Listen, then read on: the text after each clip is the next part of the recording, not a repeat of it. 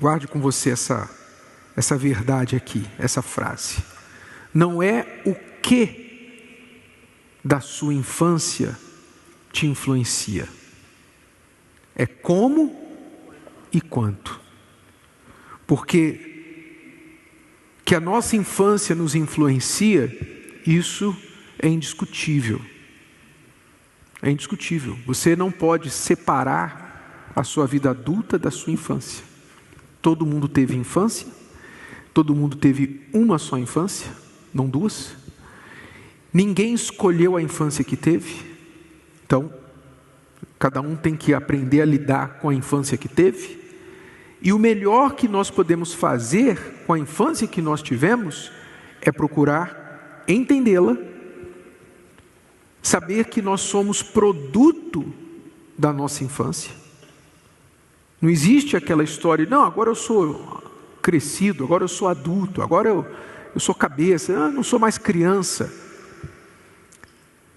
Você precisa ser muito adulto para reconhecer que há uma criança dentro de você. Só quem é muito adulto reconhece a criança que existe dentro de si. Você não consegue matar essa criança, não é como se ela nunca tivesse existido. Você conhece reconhecer, você pode reconhecer e você pode lidar com o que ela viveu, com as experiências que impactam a sua vida desde então. Mas você não vai poder negar, fingir que ela não existiu. A Bíblia Sagrada fala assim: educa a criança no caminho em que deve andar, e até quando envelhecer, não se desviará dele. Então veja que aqui não está falando nem do lado bom, nem do lado ruim. Está falando simplesmente que o caminho que você mostrar para a criança, quando ela é criança, ela vai seguir durante a vida. Sim ou não? Seja o bom caminho, seja o mau caminho. Quer dizer que a pessoa não pode mudar? Não, a Bíblia dá o poder de mudança que a gente vai falar daqui a pouco. Mas, seja bom ou seja mal, você tem que reconhecer que lá atrás a gente coloca o pé nesse caminho e normalmente segue esse caminho para o resto da vida. Então, por exemplo, na minha experiência, na minha infância, a questão financeira dos meus pais moldaram a forma que eu aprendi a lidar com o dinheiro. Não é? Porque eu cresci vendo os meus pais, a minha família, tendo muito mais vacas magras do que vacas gordas. Então, o que isso me serviu? O que isso me ensinou, impactou na minha vida adulta? Me serviu bem porque eu aprendi a ser muito econômico, né? Que é uma coisa boa, você ser econômico. Mas serviu mal porque muitas vezes eu não quero gastar nem quando eu preciso gastar. Eu cresci vendo meu pai mudo, né? Eu não sabia conversar. Então, eu não aprendi a conversar, a resolver problemas num diálogo. Eu aprendi também a me calar. E nós tivemos problemas, você já ouviu a gente falar sobre isso aqui. Tinha uma coisa que ele vivia e praticava muito bem, que era o trabalho. Sempre muito trabalhador, primeiro acordar de manhã. Meu pai trabalhava muito. E nós começamos também os filhos, ele nos colocou para trabalhar junto com ele na empresa dele. Meu pai me contratou quando eu tinha 12 anos de idade. Sim, eu fui CLT aos 12 anos. Quer dizer, aprendi isso com meu pai, coloquei isso em prática na minha vida sem nenhum senso de equilíbrio, né? Então, enfim, você pergunta se a infância pode impactar a nossa vida adulta, o nosso casamento? Não é essa a pergunta, é como e quanto. E todos nós temos isso, temos uma história ou várias histórias sobre isso, e quanto mais cedo reconhecermos, melhor.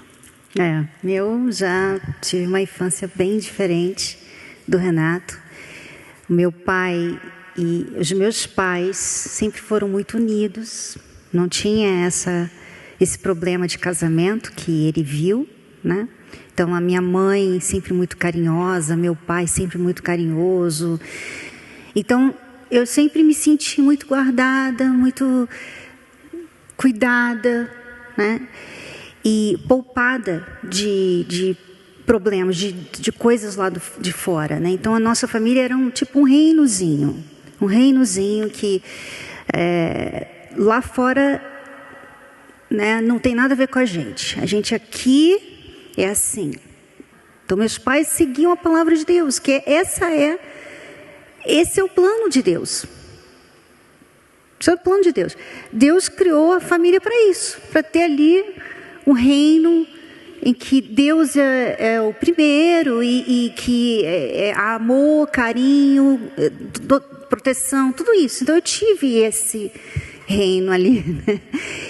Então, ele esperava de mim uma coisa que eu nunca vi, na verdade. Porque eu nunca vi minha mãe tendo que aguentar sofrimento.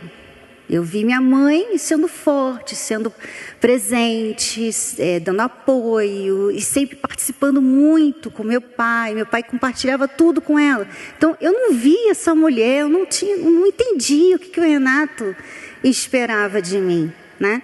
Então, quando eu confrontava, quando eu falava para ele do que eu não gostava, para ele eu estava reclamando de barriga cheia, porque, como assim? Você está reclamando porque eu não te dou atenção? Sim.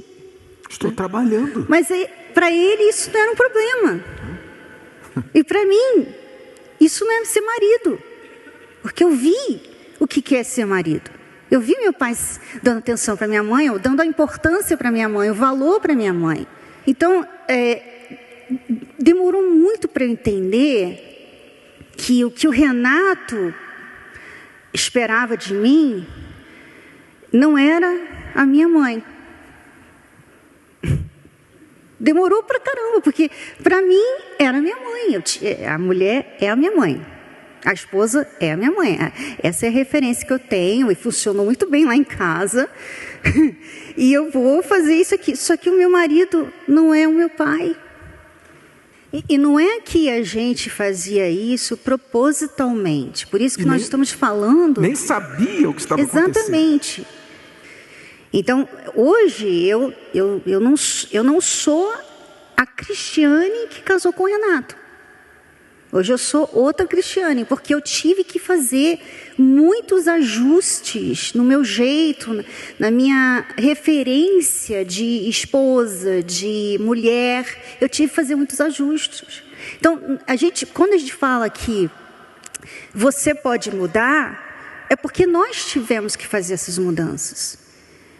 O que acontecia até a gente fazer mudanças? A gente se apegou, porque você se apega e você pensa assim que aquilo ali é assim e não vai mudar nunca mais. Você é essa pessoa. Então, por exemplo, você é uma pessoa fria. Você fala assim, eu sou fria. Eu não consigo mostrar afeto. Eu não consigo dar afeto. Eu não sou essa pessoa. Você determinou que você é assim. Isso está atrapalhando o seu casamento. Mas aí você pensa assim, não, mas eu sou assim. Não, você é assim porque essa foi a pessoa que você se tornou na sua infância. Ou seja, dá para mudar. Porque se eu sou um conjunto de coisas que eu fui me tornando, então peraí, eu posso me tornar outra pessoa. Eu também posso então aprender outras coisas. Então, foi isso que nós fizemos. Nós tivemos que abrir a mente. Ele teve que entender que ele tinha que conversar comigo, que ele não podia ficar de mal, que ele tinha que me incluir na vida dele, que a gente tinha que viver um time. Ele teve que fazer muitos ajustes, assim como eu tive que fazer muitos ajustes. Então, hoje, nós dois não somos aquelas pessoas. Não é à toa que a Bíblia, né, Jesus fala que se alguém quer entrar no reino de Deus, tem que nascer de novo. Ou seja, Essa pessoa que a gente se torna fruto dos nossos pais, e não só os nossos pais, mas tudo que nós vivemos e passamos na nossa infância, normalmente é uma pessoa quebrada, traumatizada, mal formada. Não por culpa deles, porque eles também foram. Da mesma forma com os pais deles. A coisa vai passando como efeito dominó. Tudo começou lá no Jardim do Éden e vai ladeira abaixo. Então a solução para isso que a Bíblia traz, que Deus traz, é nascer de novo. Quer dizer, você ter, digamos assim, uma nova infância. Uma infância espiritual, uma infância com Deus. Quando a gente decide entregar a velha pessoa, a velha criatura, a gente reconhece essa pessoa quebrada que somos e que não vamos conseguir mudar isso na força do braço, só mesmo por uma intervenção divina. Então nós pegamos essa pessoa quebrada e entregamos para Ele, decidimos morrer para nós mesmos, aí Ele então faz nascer uma nova criatura.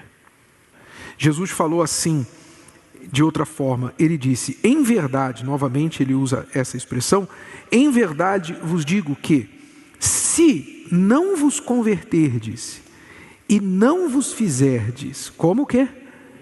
Com meninos, quer dizer, criança. Quer dizer, Ele está falando com adultos. Se vocês não se fizerem como criança, de novo, de modo algum entrareis, veja, de modo algum, não tem outro jeito. E ele continua, portanto, aquele que se tornar humilde como este menino, esse é o maior no reino dos céus. Ou seja, ele exalta a humildade da criança. Por que ele exalta a humildade da criança? Aqui a humildade está ligada à disposição de aprender. A criança tem facilidade de aprender, seja a língua, seja o que for. Ela aprende rápido, por quê? Porque ela é humilde, ela não acha que sabe nada. Então ela quer aprender. E para você nascer de novo, para você se tornar essa nova criatura, você precisa ter a humildade de uma criança e dizer, Senhor, eu não sei nada. Eu preciso que o Senhor me ensine. Eu quero aprender do zero, começar do zero. Eu não sei ser marido, não sei ser esposa, eu não sei nada. Eu preciso que o Senhor me ensine. Eu quero que o Senhor seja o meu pai e eu vou ser o teu filho. Quando você se dispõe com essa humildade, então o próprio Espírito Santo vem e começa a te formar. Deus pega tudo isso, quando a gente permite, é humilde. Deus pega tudo isso, tira, joga fora esse lixo e começa a construir novos blocos, novas estruturas emocionais e espirituais dentro da gente. E a gente então nasce de novo, se torna uma nova criatura. É o que o Jesus falou, né? Que a pessoa, para entrar no reino de Deus, ela tem que nascer da água e do Espírito. A água é a palavra de Deus, né? A palavra de Deus tem tudo o que a gente precisa. Se você seguir a palavra de Deus, você vai se tornar como uma criança. Porque é aquilo, você não pode... Quando a gente deixa a água nos lavar, você não escolhe. Essa parte eu aceito, mas essa aqui não. Isso aqui que está aqui no livro de Colossenses, tudo bem, mas isso aqui em Mateus eu não vou aceitar não. Isso aqui está pedindo, Deus está pedindo, não, isso aí não. Isso não. Quer dizer, você não está sendo menino. Porque a criança, ela aceita, pronto. Se você fala assim, olha, o Papai Noel, a criança acredita. Então, para você chegar a ser a pessoa que Deus idealizou, você tem que aceitar o que Ele diz. Tudo. Não é uma coisa aqui, outra ali. Tudo. A criança, ela acredita em tudo. Então, por que muitas pessoas não veem resultados? Porque elas não aceitam tudo. E Jesus foi bem claro, tem que nascer da água e do Espírito. Esse novo nascimento tem a ver com palavras de Deus. Quer dizer, você entra para esse caminho do novo nascimento quando a palavra de Deus consegue te lavar. E aí vem o batismo com o Espírito Santo. Então o que você vai fazer? Você vai olhar para dentro de si e vai falar assim: o que aconteceu na minha infância, na minha juventude, que me impactou, que me marcou, e que ainda hoje me influencia nas minhas decisões, nos meus comportamentos? Você vai fazer essa pergunta e vai pensar na forma que você lida, especialmente você é casado, você está em um relacionamento. Avalie os problemas que você causa ou tem nos seus comportamentos dentro do relacionamento e procure ver de onde isso vem. Porque provavelmente esse comportamento que você tem dentro do seu relacionamento, você já tinha antes em outros relacionamentos. Ou se esse é o seu primeiro relacionamento, você tinha quando era mais jovem, quando era criança.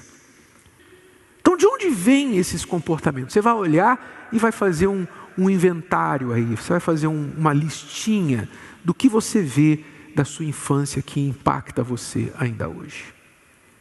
E você vai trazer isso quinta-feira que vem, que nós vamos tratar. Aí você vai, uma vez você tendo isso na sua frente, diante dos seus olhos, você vai saber o que você vai fazer com isso aqui. Mas primeiro você tem que ser honesto, corajoso e dizer: não, eu reconheço que eu sou uma pessoa carente, por isso, por isso, por isso. Eu sou uma pessoa agressiva, por isso, por isso, por isso. Você vai olhar para trás e vai descobrir. Não é para você colocar culpa no teu pai, na tua mãe. Não é para você dizer, sair daqui e ligar para tua mãe e falar: ó, mãe, agora eu descobri a razão. Não é para você. Deu para entender? Então eu queria que todos os que creem e quiserem esse renascimento trouxessem quinta-feira que vem, ainda que seja uma linha, e nós vamos dar o próximo passo para você. Amém?